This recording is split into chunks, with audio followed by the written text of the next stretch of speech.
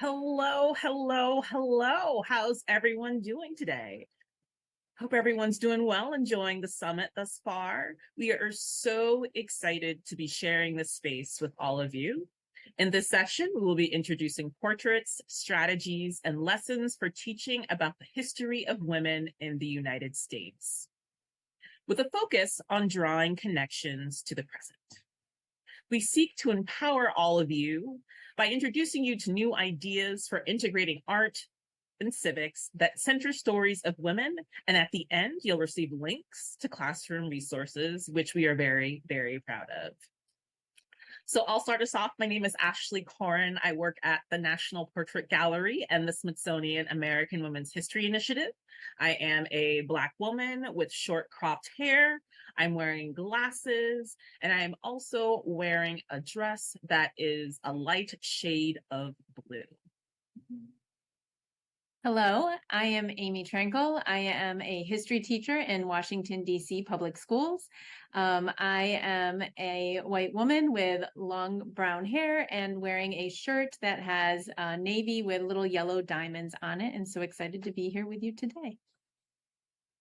Hi, everyone. My name is Brianna White. I am a white woman with short, reddish brown, curly hair. I'm wearing a purple top and a multicolored necklace, and I am so excited to be here with my colleagues, Amy and Ashley. And I am part of the National Portrait Gallery. So I have the fun job of setting the stage for everybody today. What we're going to do, what our roadmap looks like over the course of the next 45 minutes.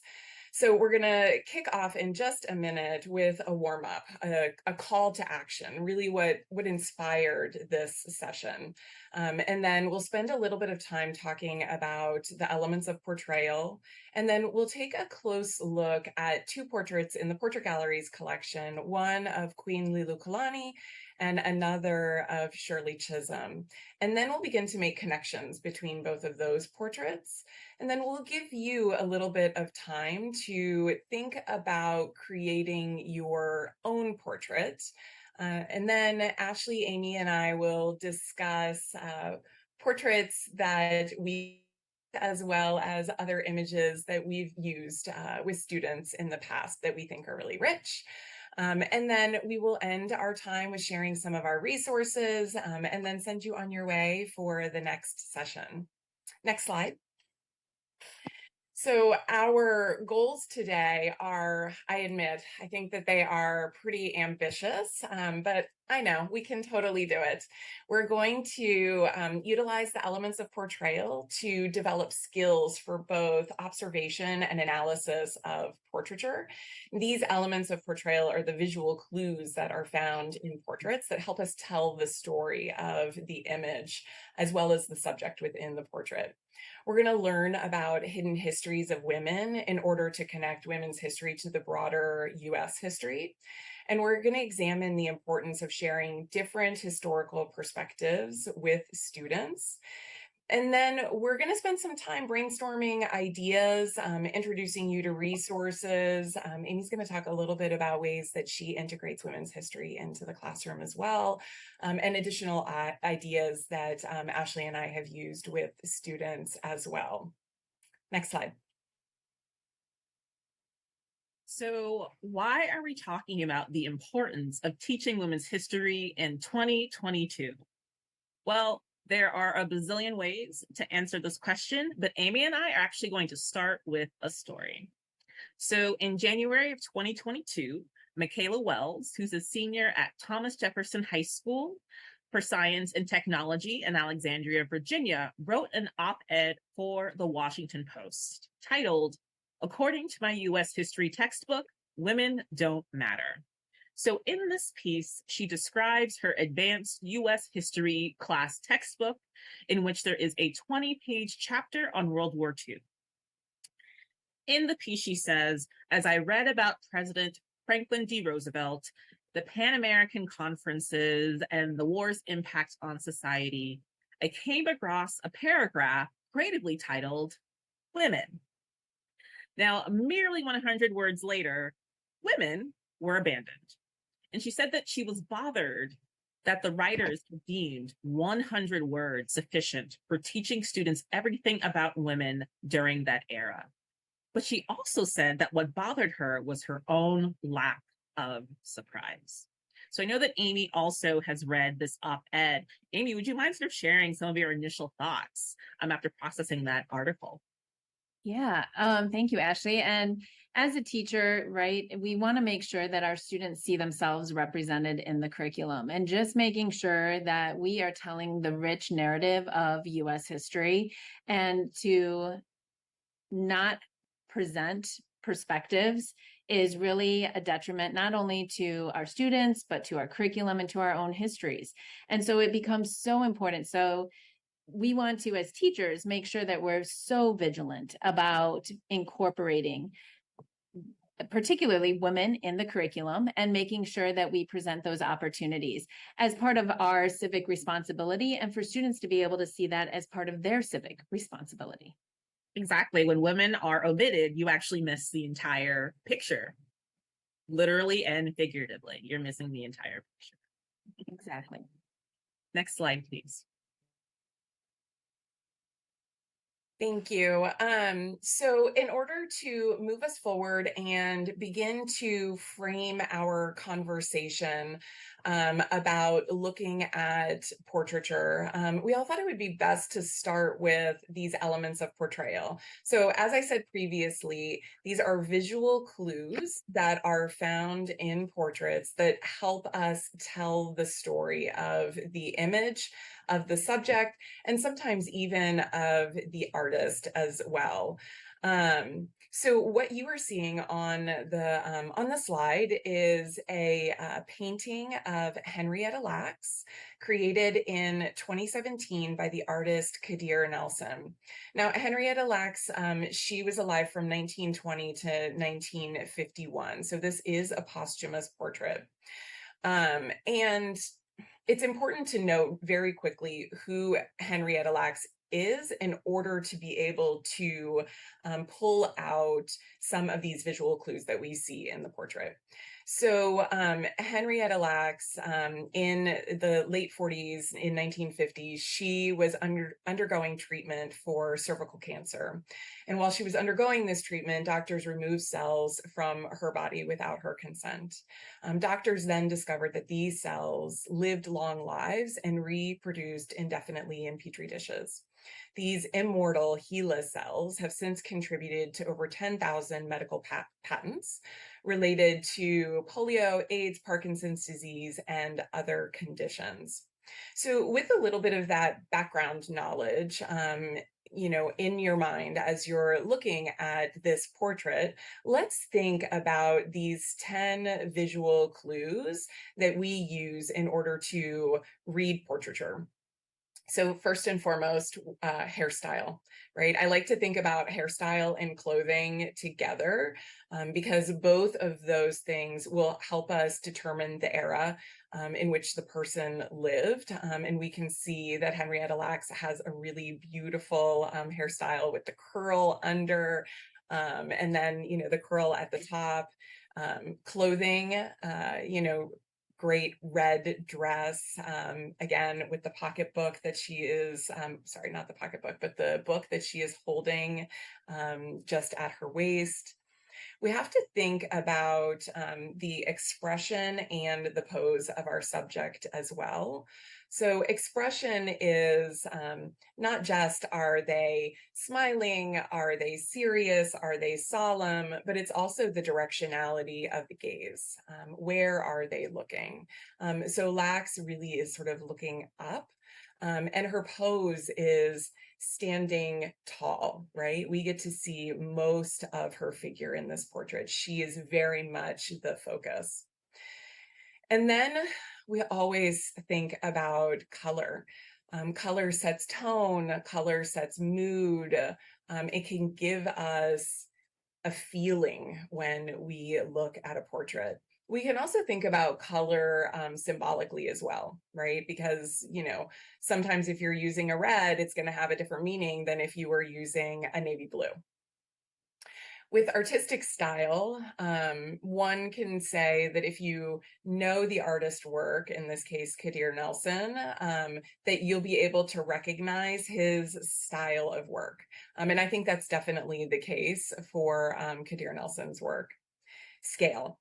We lose a little bit with scale when we look at images in a digital format, but we think about scale in two different ways. One is the actual size of the portrait, and this portrait is big. This portrait is, gosh, I guess easily maybe 5 or 6 feet tall. But then we have to think about scale, how much space the person in the portrait is taking up. And so again, Henrietta Lacks is at the forefront. She is taking up most of the space, and we are forced to focus in on her. Objects. Objects are symbols. They are there to tell us something about our subject. Everything from the pearl necklace to the book that she's holding to the hat that she's wearing that almost looks like a halo. And in this case, our setting also winds up being really symbolic in nature, because although Henrietta Lacks is not in a space that we might recognize, the wallpaper that's behind her features the flower of life pattern, which is a symbol of immortality.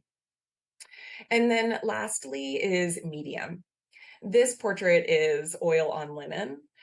But as we look at portraits, we'll also see other works that have different media associated with them. So photographs, works on paper, prints and drawings, time-based media art, which is really anything that requires a plug, mixed media, three-dimensional art that is sculpture.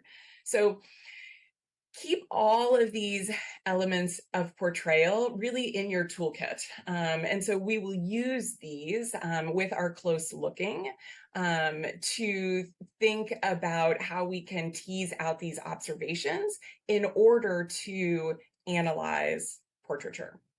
Next slide.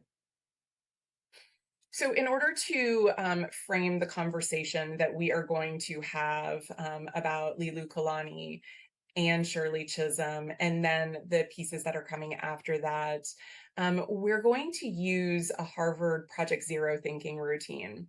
And at the Portrait Gallery and the American Women's History Initiative, we love thinking routines because they're really wonderful ways to engage not only in close looking, but to use it as a way to thread really a lesson, if you will, from start to finish.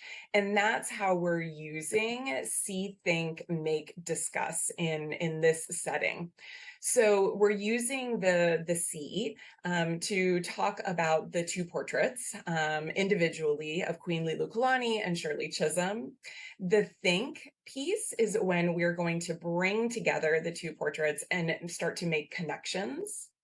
And then with the make, you all are going to be thinking about how you might choose an idea related to civic life that you want to explore. And in this case, we're going to be thinking about it in terms of creating portraits using those elements of portrayal.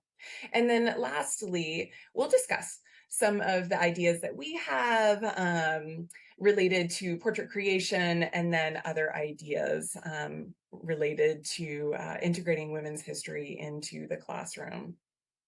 Next slide. So as Brianna mentioned, we're starting off with one of our portraits of Queen Leeloo Kalani, who lived from 1838 to 1917. Now, I'd like to ask my colleagues, Amy and Brianna, using the elements of portrayal, what is the first thing that you're drawn to in this portrait? I'm going to go first. I have to tell you, when I see this portrait, for me, it is the sash. Yes. Because she's in profile, that side of the sash just, it stands out like it's this big, grand accessory that she's wearing. Yeah, she wants us to know that she is an incredibly important person with this really grand sash, right? So we get a little bit of clue about maybe who she is through this object in the portrait. Now, Amy, what is the first thing that you notice when you look at this portrait of Queen Lulugalani? So to go off of the sash, I had noticed her clothing, and that clothing feels so like I could touch it, almost like velvet is what I'm starting to notice. And it has a texture that speaks to me, the ruffle on the collar. And so when I start to look at the clothing, it's very regal to me. And so that sash seems to be in place with the clothing. Very much so. Thank you, Amy and Brianna. So what Amy and Brianna have done is to use the elements of portrayal to not just identify what's in the portrait, but to also use the elements of portrayal to craft a story about the individual that we're looking at, right? They mentioned the pose, the clothing, and this helps us really contextualize not just who we're seeing, but why they're important as well. So this is an image, again, of Queen Lulukalani, who was the Hawaiian Kingdom's only reigning queen and last monarch before the overthrow of the sovereign state. She presided over the Hawaiian Kingdom during a time of great economic growth. By 1890, 21 international treaties and more than 80 embassies around the world recognized Hawaii's status. Also, what's really interesting is that before the United States, because right, Hawaii was not officially a part of the United States at this time, Hawaii actually enjoyed universal suffrage in 1840. So 80 years before we did on the mainland. They also had universal health care, state neutrality, and a 95% literacy rate, which was then the highest in the world, which Queen Liliuokalani was responsible for and presided over. Now, unfortunately, her tenure ended around the 1890s when she was forcibly removed in a coup supported by American troops under the direction of John L. Stevens, who was a U.S. minister to the Hawaiian Kingdom. And despite unsuccessful appeals to international states and the United States government, Lulukalani was confined at home in Honolulu until her death in 1917. While not an American woman, Queen Lulukalani marked a significant voice in the framework of American imperialism. She protected her country, citizens, and role as sovereign until her passing. She was also a brilliant musician and a proponent of access to education for all. Next slide, please. So let's now take a look at Shirley Chisholm.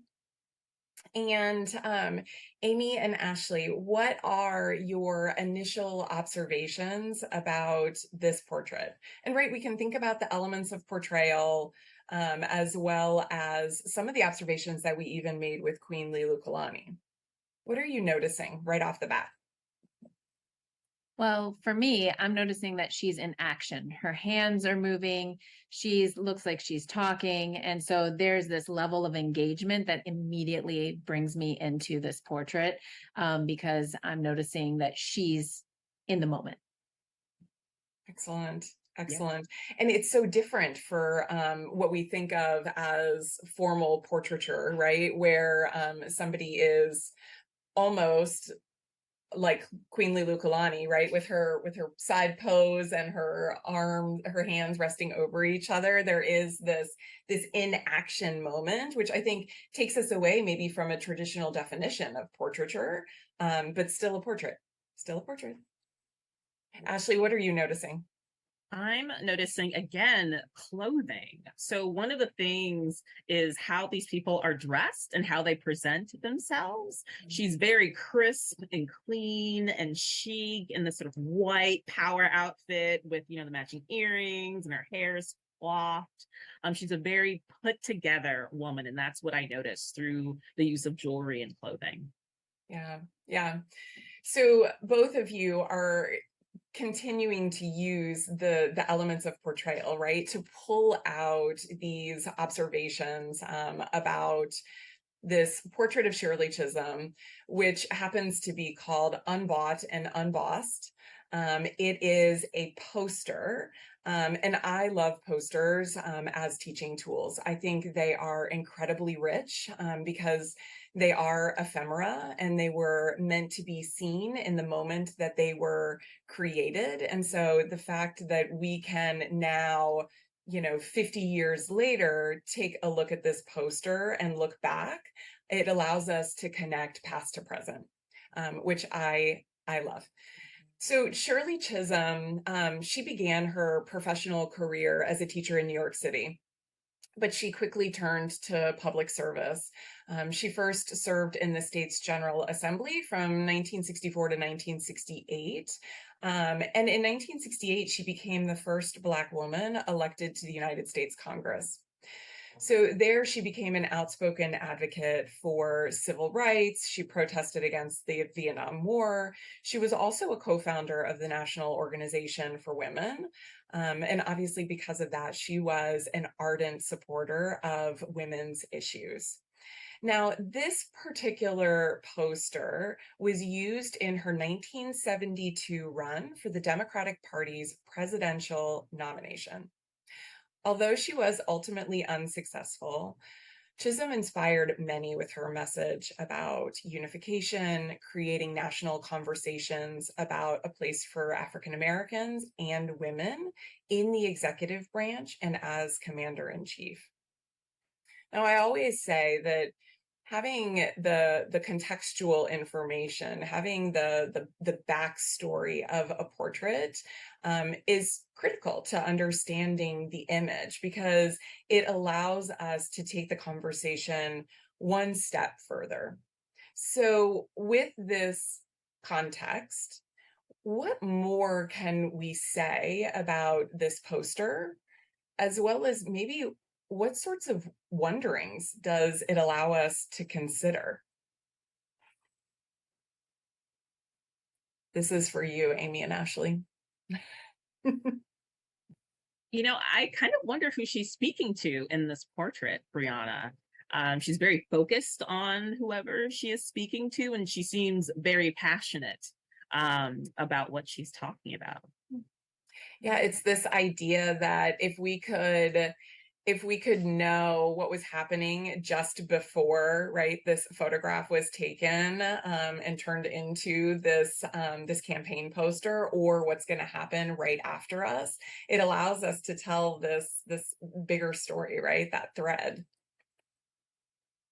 Amy, what about you? So I'm just wondering and thinking about it as a teacher as well, like thinking about this within the curriculum and where I might be able to use this. And so I'm thinking about who I would group this poster with. And it's making me think about the connections, not just who she's speaking to in this poster, but thinking about her within a setting of other individuals that I would use and think about this particular portrait with. Yeah. That's a really cool idea. I like the idea of thinking about pairing Shirley Chisholm with maybe another woman in leadership to sort of see if there are any sort of similarities, either by pose or jewelry or clothing. That would be really fun. Yeah. I think that this particular image as well, because we have words, and not just any words, right? I mean, this is unbought and unbossed. I mean, just those words, I think would allow for really great conversations with students about, how can we connect Shirley Chisholm's biography with particularly, this phrase. And the fact that it gets to be on the visual image is all the more special. All the more Yeah. special. One of the big things is that us, right? Because it's two words. It could either be US for United States, or it could be us, everyone. And so I think that's a really interesting choice of not just words, but the use of color and other things as well. Yeah, I And was thinking, say that. Yeah, sorry, Amy, go ahead. no, thank you. So, and I was just thinking about the us and Shirley Chisholm as an African-American woman, putting African-American woman as part of the us and the US, and thinking about that as a whole is just so powerful. Yeah. Well, let's take a look at both of the portraits together. This is my favorite thing to do in the world is compare. Yeah, for sure. So we love making connections between the past, the present, and the future. And we highly encourage you to always do this with our objects. But for the sake of today's session, I'm going to ask Amy and Brianna, what initial connections, thinking of both the portrait, right, the different elements of portrayal, the person, but also a little bit about their stories, what initial connections can we make about this sort of 1890s photograph of Queen Liliuokalani and then this 1970s poster of Shirley Chisholm? It's a lot. Right? I don't, there's so much that's going on in my head about what I want to say, but I'm gonna give Amy the floor first. Yeah, so I'm thinking about these connections, and I'm thinking almost the timeline and seeing these two women on this timeline and also trying to populate it with other women in between. And so I'm trying to think of that narrative that I would want students to start to see inclusion and to start to see fighting and activism and rights and change makers, and thinking about who falls in between these two as my endpoints on a timeline, and starting to say, how did these women help to bring about that change?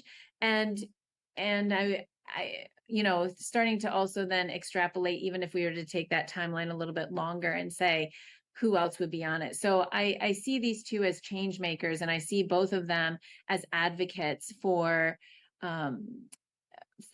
people who they're representing, but also for the broader United States. And I'm just trying to fill in the gaps and like who else is on this timeline.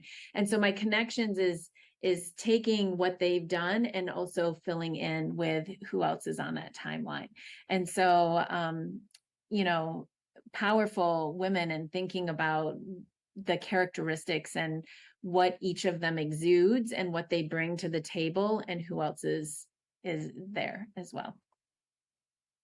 It's when this was not planned, I promise, when we were thinking about Liliuokalani and Shirley Chisholm, but as soon as I saw these two portraits side by side, the first thing I thought of was, oh my gosh, they're actually kind of in the same pose, in the same direction. And I know that was unintentional on our part, but there's something about this kind of profile look of the two of them, one sort of in action and one very firmly upright and exuding her power, that is really lovely when they're side by side. And to really sort of tie what both Amy and Brianna have mentioned, these are also two women at the height of their visibility. So we have Queen Liliuokalani right before Hawaii becomes a part of the United States as a territory. And then you have Shirley Chisholm during her presidential campaign. So you have these two women at the height of their visibility, really trying to make themselves as visible as possible and using visual media, right? Using visual media to share who they are with a really broad audience. That's exactly what I was thinking about with the fact that Liliuokalani's photograph is from, I think, 1891-ish. Photography had not been around for very long at that point. And so the use of photography allowed people's likeness to be out there more and more, versus a single painting or a single sculpture. So they are really using their likeness. That's a fantastic point, Ashley. It's a fantastic point. All right, so we've talked a little bit about the portraits themselves and their connections. We've thought about a timeline. What can these portraits tell us about civic responsibility specifically? Is there anything that we see, connections that we can make to their stories, and think about civic responsibility? What I love about these two portraits is that you have a woman who's literally a queen, and then you have a woman who is, an American citizen taking advantage of being politically active. And so to me, this means that you could be from anywhere. It doesn't matter what class you are. It doesn't matter where you are in your life. Everybody can be engaged civically. It doesn't matter what you look like, who you are.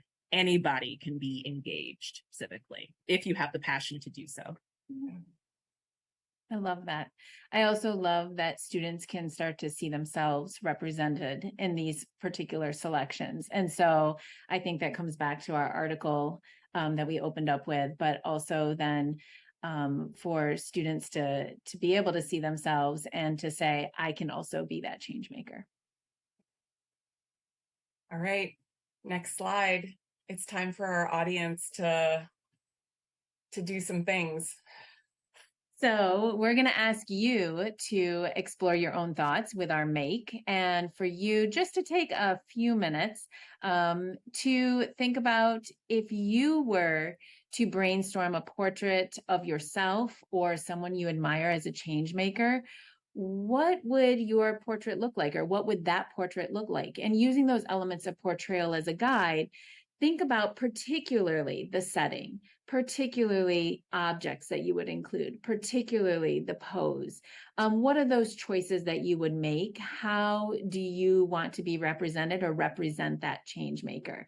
So we want to give you just about 4 minutes to brainstorm that, and then we'll share a few of our own makes and what we've come up with.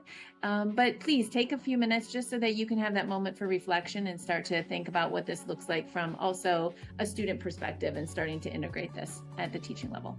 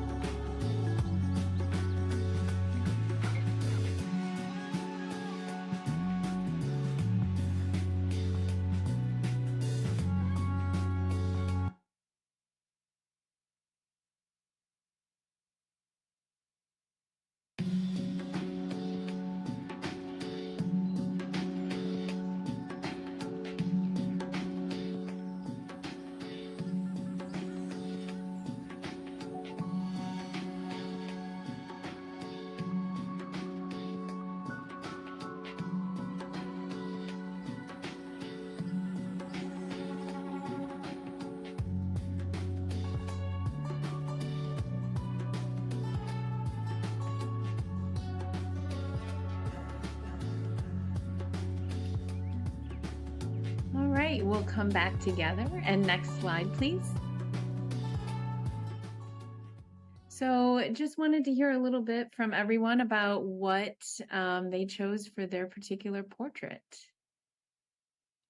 Brianna, can we start with you? What was one aspect that you chose for your portrait? Sure. I think I was actually I was channeling one of my most favorite portraits in the Portrait Gallery's collection of Mary McLeod Bethune. I love this portrait. I really, really do. And the reason why I love this portrait is because of an object that is in the portrait. And so this portrait of Mary McLeod Bethune, which was created in the 1940s, she is facing the viewer. It's a beautiful indoor setting. It has the Bethune-Cookman College image in the background. There is a globe in the foreground, which is moved and turned directly to Florida. But my most favorite element of this portrait is the fact that she is holding on to a cane, but it wasn't a cane that she needed. She wanted the cane in her portrait because she said it gave her swank. And I just love that because she's using an object to say something about herself, to like exude that, I don't know, that power, that I don't know. I mean, I just love that we have that detail, that is something that she chose to have in that portrait. Again, not because she needed it, but because it was a stylistic choice. That's such a great choice. I also love that portrait too as well. That's a hard one to follow. I think for me, the element that really stands out for me is pose, because I feel like how someone is posed can tell you a lot about who they are. And so if I were to choose a portrait, I would want to make sure that the pose was very sort of unassuming and informal. So one of the portraits that comes to mind in our collection is the portrait of Michelle Obama that was created by Amy Sherald, because in the portrait, she's sitting, she kind of has she has her, oh, sorry, I'm thinking of the wrong portrait, but her hands, this usage of her hands, it's very relaxed. And that's what I like about the portrait, that she seems very relaxed and comfortable and self-assured. And that's something that I would want to convey if I were to create a portrait of myself. And I again am putting on my teacher hat, I think, and in thinking about it, setting came to mind, right? And of course, thinking about the classroom and thinking about, I would place, if I were thinking of a portrait of myself, with my classroom, but with desks behind them, and thinking about the students that sit at those desks, and thinking about how the setting would convey that idea. Maybe not necessarily even with students, because that would be a very specific time, place with a group of students, but this idea of continuity over time and filling those desks all the time. So for me, I definitely thought about setting and what that might be like. So exciting. I know. All right, let's move on to the next slide, I think. So really, in thinking about this presentation, wanted to think about, again, as educators, how do we start to make sure that women are integrated into curriculum, into the telling and the narratives, and having that civic life and responsibility inclusive curriculum is just so important. Being aware as educators whose story is being conveyed, whose is not, and how do we fill those gaps, so that students can constantly see themselves not as a paragraph, not as 100 words, not as a section of, oh, we're now studying about this group of people, but an integrated experience. I teach at an IB middle school and international baccalaureate. One of the ways that we teach is through conceptual learning. And so we look at key concepts and thinking about how can we maybe use key concepts and these ideas of rights and place, space, time, thinking about revolutions. How do we use these key concepts as an avenue for integrating women into those conversations? And again, constantly challenging ourselves as educators to say who is missing. What is that narrative that we still need to make sure that we tell? And telling the story of women of color, diverse religions, nationalities, urban, rural experiences, that we really need to be cognizant of that and stretch ourselves as educators to make sure that we're filling in where there are those gaps, because we know that they're there. And to do more so than just the biography, beyond the biography, as I trip over my words, making sure that we're not just talking about quick little facts, but we're elevating women's history, and making sure that students can start to make connections and build on their own knowledge, but to also, as we help students to make those connections, that they're able to have their own inquiry and to ask their own questions and to want to be more involved and to explore on their own. So this inclusion really starts to spur all those higher order thinking skills that we want in students anyway, and to help them to start to draw a better picture of history. And of course, integrate current events, right? There's so many phenomenal women in history, but also so many currently who are making history. And how do we draw that continuum from the historical side to the present day, and asking students to think about who are those women shaping history now, and using those current events as an entry point. Next slide, please. So I just wanted to share a little bit with you of some of the ways that I do that in my own classroom, and thinking about how we might begin to push ourselves and push students to think about that. I do love having students think about who are some of those most influential women in history, and doing that in a bracket type of setting. So it's a little bit of something where students can debate and talk and come up with talking points. Students are asked to choose a woman of their own selection. I give them talking points. I use a kind of a hook point action where they have to come up with a hook, maybe a quote, something to draw the audience in, make several points that they want to about this individual and why she is the most influential. And then what is the action that we should, as audience members, remember about this woman, and kind of that call to action that that woman has that we might want to embrace and continue ourselves today. And that usually is a pretty popular event where students love it because they get to research somebody, they get to hear about somebody else. There's a competitive level to it with a bracket, and you can kind of hype that up as you like. Birthday buddies. There's a fantastic, on our research page, a resource where students are able to find a woman who is born on their particular birthday and to do a little bit of research. And what do they have in common with this woman? Yes, they share a common birthday, but what else is there? And it's a great excitement point for students to be able to see who their birthday buddy is. Women's History Month, of course, is a natural integration, but also thinking about it for women who are authors and learning about this idea of books written by women, for women, about women, and being able to integrate. There's a great virtual exhibit that will also provide you the link for, where students can see some of these portraits and be able to click on them to be able to learn more.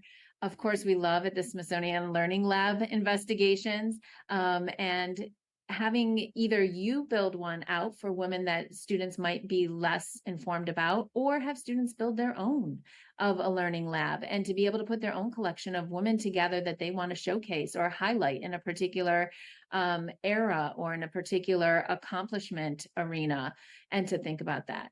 And then also reformers then and now. So maybe you're asking students to say, who influenced somebody currently from the past, and how has that message been brought forward, and maybe where is it going next?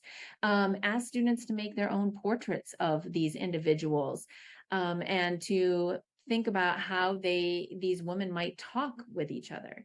So our question to you is, what ideas do you maybe have? And I'll invite Brianna and Ashley to chime in. Do you have an idea that you would like to share about how maybe teachers can integrate women's history into the classroom? I mean, I'll definitely go first on this one because Amy and I have been working together for a number of years, and one of our tried and true activities that we love to do is this idea of letters over time.